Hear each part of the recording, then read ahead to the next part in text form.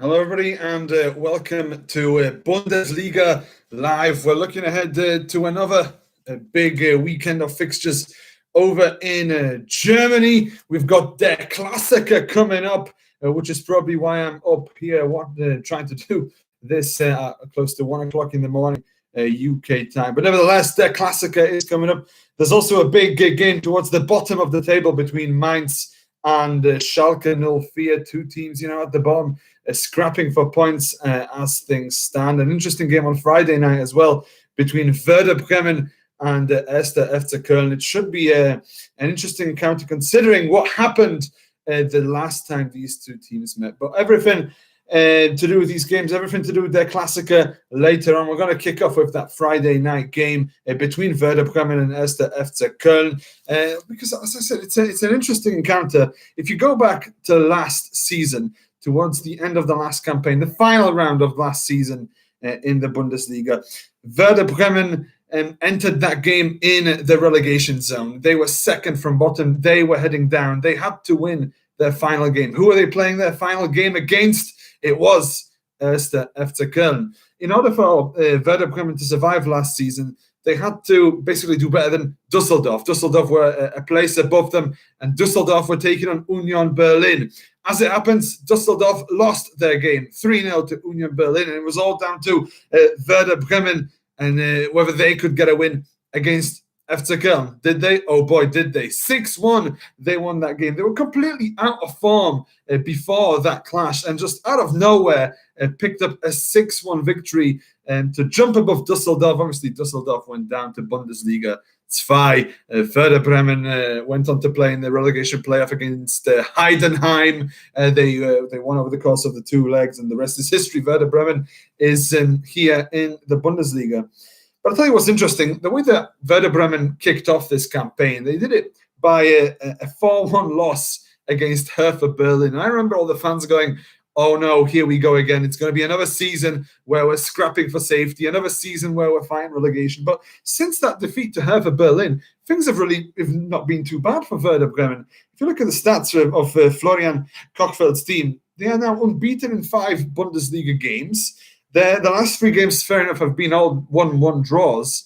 Weirdly, they drew 1-1 against Freiburg, against Hoffenheim, and then against Eintracht Frankfurt. But unbeaten in 5, 2 wins, 3 draws, and they're not doing too bad. They're currently in 9th position in the table, and I don't think they can complain. As things stand, things are not too bad. The one thing I would point out, though, is that Werder Bremen are playing at home here against 1. FC Köln. Their home record has been shaky, to say the least. Last season, they picked up 22 points away from home and only 9 points at their home ground at the Weserstadion, where the game is obviously played this Friday night. So if they are to do anything this season, they will have to improve those numbers, especially when it comes to games at home. With regards to 1. FC Köln, where do they stand and what do they have to offer in this game? Well, since coming into management at FC Köln, Markus Gisdol, you might remember last season, just before the pandemic, he came in and he won 8 of his first 10 games. A huge winning run for 1. FC Köln. Took them to mid-table, before, obviously, he came in, they were struggling a little bit. He took them mid-table, and then obviously we had the pandemic. When the pandemic, I was going to say when the pandemic came to an end, but obviously that's not true. When Bundesliga returned, FC Köln just couldn't find their feet. And even since then, they haven't won a single Bundesliga game. It is now 16 games without a win in the Bundesliga for Markus Gisdol's men. That's an incredible run of games, and a run that they will have to change if they are to avoid another relegation scrap this season. The last one came in March. It was a 2-1 win against Paderborn. And you got to feel like, they really have to start picking up some points, because it's 6 games into the season now, and it's really not looking that great for this side. They did start quite well with a 6-0 win in the Cup earlier on in the season, just before all the league games started. But since then, 4 defeats in 6 games. Although that last defeat, which was 2-1 against Bayern Munich, it was pretty encouraging. And I think if if they are able to produce a similar performance here against Werder Bremen, they won't do too bad. I think they'll be okay in this game. It'll be an interesting one, nevertheless. Speaking of interestingly, there's been 104 games between these two teams, and both have won 38, and there's been also 28 draws. So we'll see who takes the advantage with a with a win this Friday. Big miss for Werder Bremen, though, up front. Nicolas Füllkrug, who scored 4 goals so far this season. He won't be available because of a calf injury. Schalke is questionable. Augustinsson is also questionable ahead of this game. But Felix Agu is back, so we'll see whether he makes it in the side. The former FC Köln player, now Werder Bremen player, Leonardo Bittencourt, should be available for that game, and we could see him in action against his former club. With regards to injury news on over in FC Köln, Jonas Hector is still not back with the team, and Anthony Modeste is a doubt. I think if Modeste comes back into the fold, that will really improve the chances of FC Köln. I'm not speaking about this game, I'm speaking generally, it'll improve their form a little bit. They were already encouraging against Bayern Munich, but I think if they've got that firepower back of Anthony Modeste, things will start to pick up for the side. In terms of any predictions, in terms of looking ahead to who could win this game, I think I'm favouring a draw here between Werder Bremen and FC Köln. It is a closely fought contest. I mean, Werder Bremen clearly better form, 3 straight draws though, so it does perhaps suggest to me a little bit that we could be looking at another tie. As FC Köln in poor form, but encouraging against Bayern Munich. Could they turn the tables here? You know, I think perhaps Marcus Gistel's team do have a chance at least scrapping here a draw.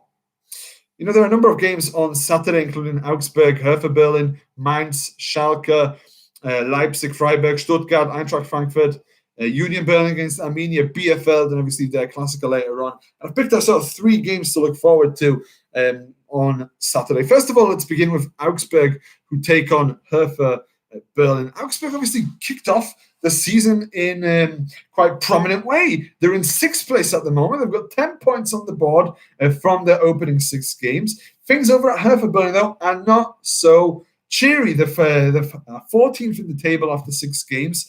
They've got 4 points to their name. You know, Bruno Labbadia's team have got really mixed start to this campaign, and they've got to start picking up some points as well if they are to avoid another meaningless campaign.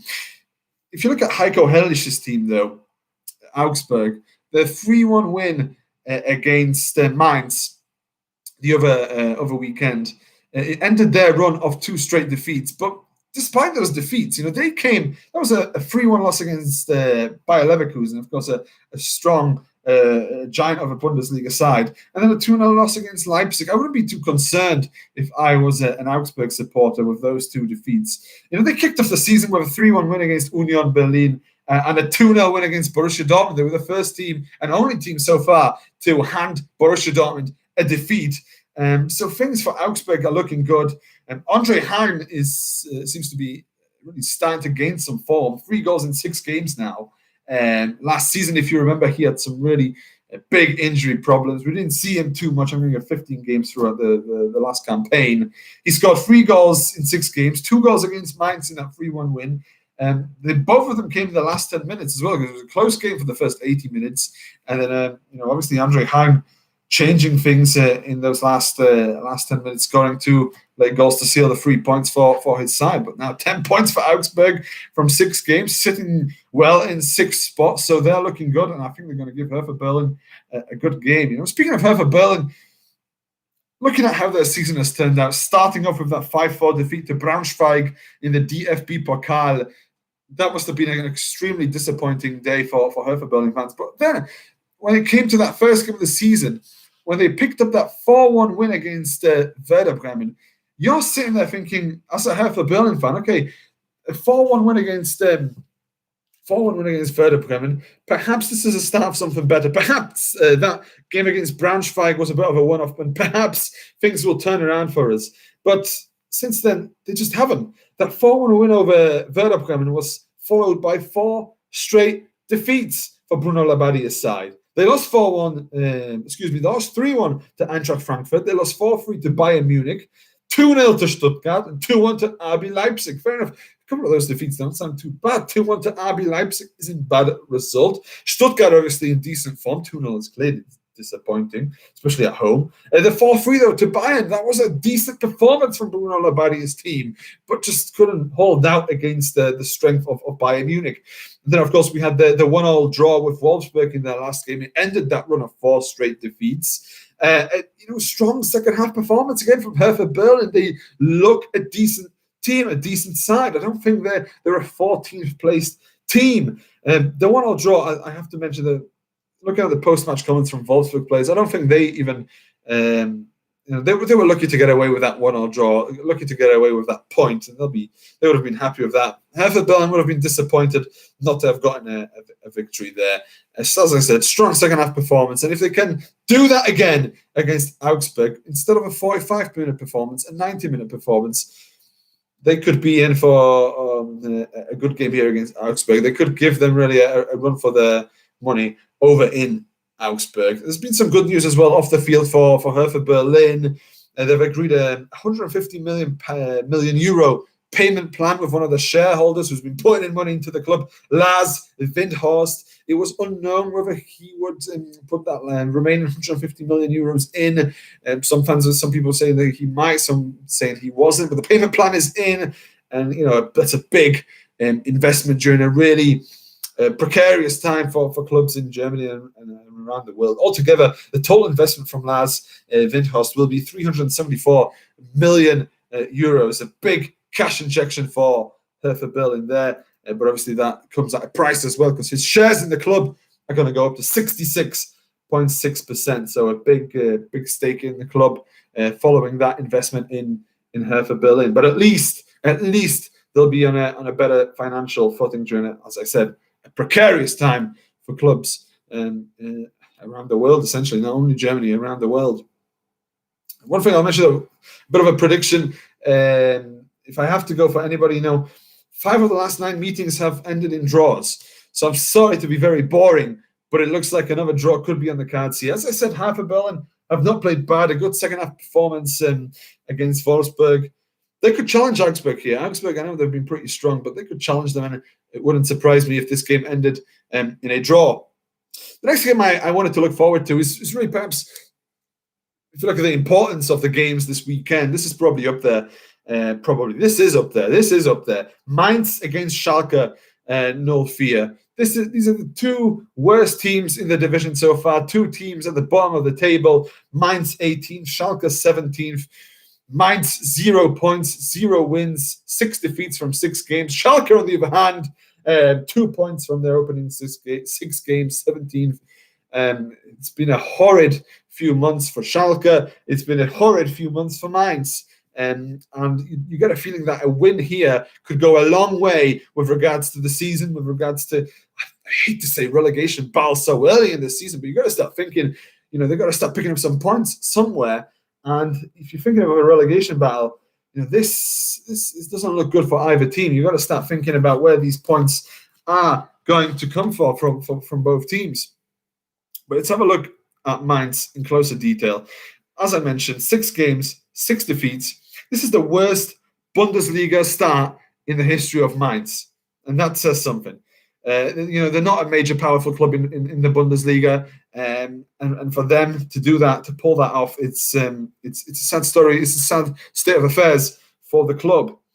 The last 2 losses, though, the last 2 defeats have been a little bit encouraging, compared to some of the earlier games this season. They lost 3-2 to Borussia Mönchengladbach. Gladbach are doing well, a strong team. 3-2 defeat wasn't too bad. And then they had the 3-1 defeat to Augsburg, which on paper perhaps doesn't look too good.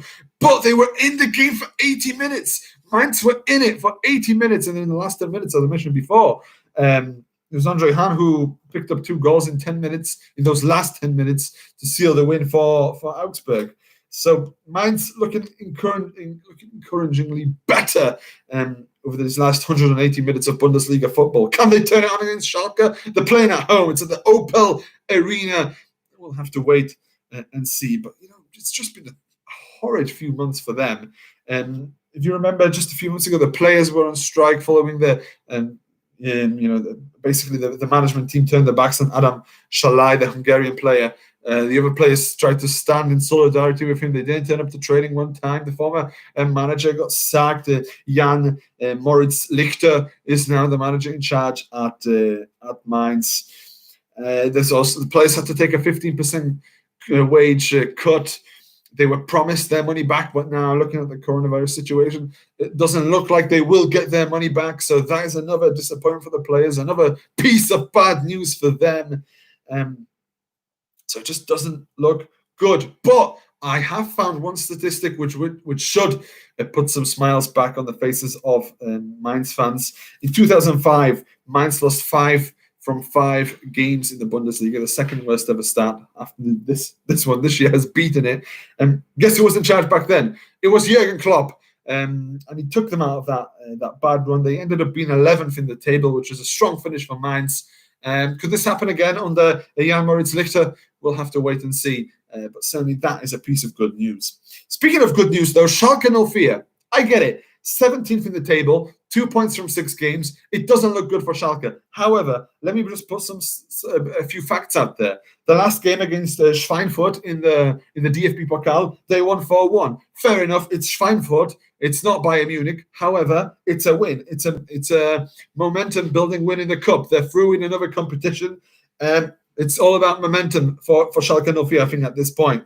They've only suffered 1 loss from their 4 competitive games because they've got 2 points, obviously, in the Bundesliga. So those were the 2 draws that came recently. They came, obviously, against Stuttgart and Union Berlin. During that time, obviously, they had that defeat to Borussia Dortmund, 3-0 in the Rufia derby. But some people would argue they didn't actually look too bad in that game, but it was just the execution of Borussia Dortmund's chances that took them towards the 3 points and the 3 goals ultimately in that game. But things, perhaps starting to turn around a little bit at Schalke 04. Even off the field, the club recently agreed a player wage cut. It wasn't specified how much they were going to get taken off their wages, but it's described as an uncomplicated process. Things were agreed pretty smoothly. So as far as I'm aware, things perhaps slowly, finally, could be turning around in Manuel Baum's favour. Could he take them to a win over Mainz? I think so. I'm siding with Schalke in this game. I know Mainz haven't looked too bad in recent couple of weeks, but Schalke, I think, could get the job done here. First win of the season. Mark Uff, I'll mention this. Mark Uff has more goals against Mainz has scored more goals against Mainz than he's managed against any other club in the Bundesliga. 7 in 10 meetings. Can he get on the board this weekend? I would certainly put a few quid on that if I was a betting man. The next game, obviously, der Klassiker. It doesn't get bigger than that in German football. Borussia Dortmund taking on Bayern Munich at the Signal Iduna Park. I have to tell you, with regards to Borussia Dortmund, I'm looking at Lucien Favre here.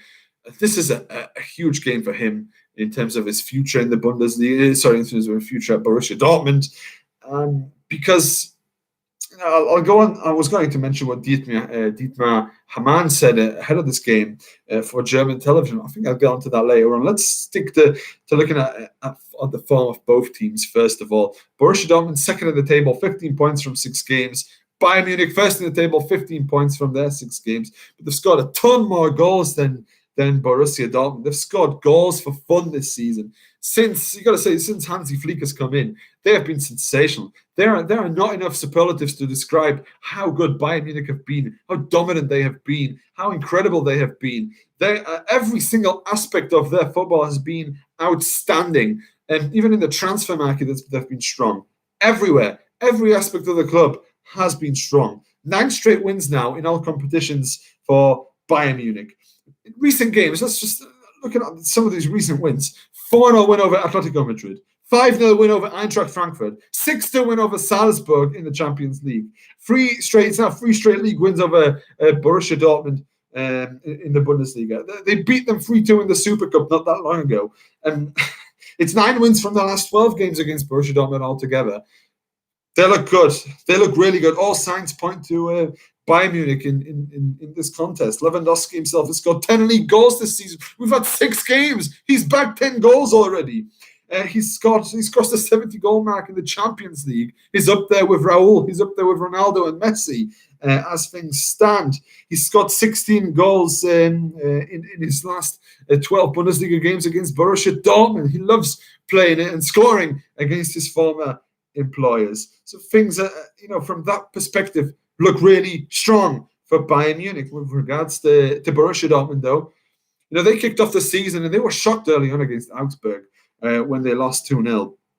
But since then, they've had 4 straight Bundesliga wins. Since that game, they've had 4 straight wins in all competitions as well. 0 goals conceded in those last 4 games across all competitions, and 12 goals scored. When you look at the defense of Borussia Dortmund, they've really tightened things up. As I say, no goals conceded in 4 straight games. That's 2 games in the Champions League, 2 games in the Bundesliga. So they themselves are not looking in too bad of shape. Erling Haaland, we spoke about Lewandowski. What about Haaland? He's the danger man for Borussia Dortmund at this moment in time. 18 goals in his 20 Bundesliga appearances. And could he fire them to a famous victory over Bayern Munich? It's hard to say. This is the thing with Der Klassiker. This is the thing with competitions that are exciting. It's when you don't know who's going to win. It's when it's like it was a Premier League. Most of the games are pretty unpredictable. Just like with this, it's hard to call. Bayern Munich clearly the favourites, but Borussia Dortmund, could they surprise them? They've got no Emre Can this time around. Hummels, Schmelzer, and Zagadou are not going to take part. For Bayern Munich, no Davis, no Goretzka. Could that play an impact in this game? We'll see. But the comments, I wanted to speak about that a bit earlier on, but Dietmar Hamann, former Bayern Munich German player, has come out and he spoke about this fixture for television in Germany. He said it's advantage Borussia Dortmund in this fixture. Why? Well, he said the following: the physical and the mental freshness is the key part. He said there. He said Dortmund will be fresh mentally and physically. They've had a longer break than Bayern Munich. Bayern Munich have been pretty much in every final there was on offer. They've won pretty much everything that was on offer, but that has come at a cost. There wasn't much of a break for Bayern Munich. This is according to Hamann, of course. He said the workload he described for Bayern as inhuman over these last few weeks and months, to be said, not weeks, but months. He said that Borussia has improved in defense and that the Bayern's run can't last on forever. But he also mentioned something really interesting and something that I tend to agree with him on. It's in regards to Lucien Favre. He's had a few years at the club now, and this is a big chance for him to get one over on Bayern Munich. If he doesn't, I would suspect he would be under growing pressure. There was a poll on one of the websites, is Lucien Favre the man to take Borussia Dortmund forward? And 71% people voted no. And I think a growing number of fans are feeling a bit of frustration now that Borussia Dortmund, there's still that massive gap between them and Bayern Munich. But could that end here? Another good point that Dietmar Hamann made was that often when it comes to these Der Klassikers, there always seems to be the talk of, is this the time that Borussia Dortmund will get one over Bayern Munich? This comes up a lot. And more often than not, Bayern Munich tend to be right, tend to disprove all the doubters, tend to pick up those massive wins when it matters. And let's face it, these last few years, some of the wins in the Der Klassiker have been mammoth, have been enormous, have been big. The one in the Super Cup was a close one. You've got to admit that 3-2 victory, that late goal sealed it for Bayern Munich. But with the Der Klassiker, you just never know. Obviously, the game is at Borussia Dortmund. Will that play a factor? I mean, for Bayern Munich, they go wherever, and they're capable of beating anybody. We've seen in the Champions League, we've seen in the Bundesliga, they did suffer that loss against Hoffenheim, but that you could suggest that was a one-off. Funnily enough, Sebastian Hoeneß, of course, is in charge of Hoffenheim, so for him to get the win over Bayern Munich, he probably knows, having trained and led Bayern Munich 2, Bayern Munich 2, the reserves team, to a title in the 3rd division. He probably knows everything there is to know about Bayern Munich, which is why he probably figured them out, or perhaps his uncle, Uli Hoeneß, the former president, obviously, of Bayern Munich, gave him some tips. But nevertheless, that was a sensational win for Hoffenheim. But Bayern Munich, they shook that off, and they went on to win 9 straight games in the Bundesliga. So looking at all these statistics, I do tend to side in the favor of Bayern Munich in this tie. They look strong. They look anybody is beatable. Everybody is beatable, but they look as close to unbeatable as you can get. And I think that is the note we are going to end on. Of course, there are more games coming up on Sunday. Wolfsburg, Hoffenheim, and Leverkusen against Mönchengladbach as well on Sunday. That last one, Leverkusen, Mönchengladbach, will be a good one. I remember attending that very fixture the last time they played it last season in Leverkusen. And what a game it was. Thuram put on a great display as Mönchengladbach won that one by 2-1. I seem to remember that game for other reasons. I do remember you get, while you're games in the Bundesliga, you get notifications in the stadium. It's like a signal goes off, and on the board you get scores from other grounds. And I think Bayern Munich that they beat, I believe it was Mainz. Don't quote me anybody. I think it was Mainz. 10, 11, 12 nils. It was ridiculous. It was a massive scoreline. And those notifications kept coming. And whenever the next one came up, after it was 5, 6, 7, the oohs and the ahs in the stadium became louder. And it was an incredible experience. Obviously, Bundesliga games, the atmosphere was cracking. Even though Leverkusen lost that game, the noise, the atmosphere was absolutely incredible.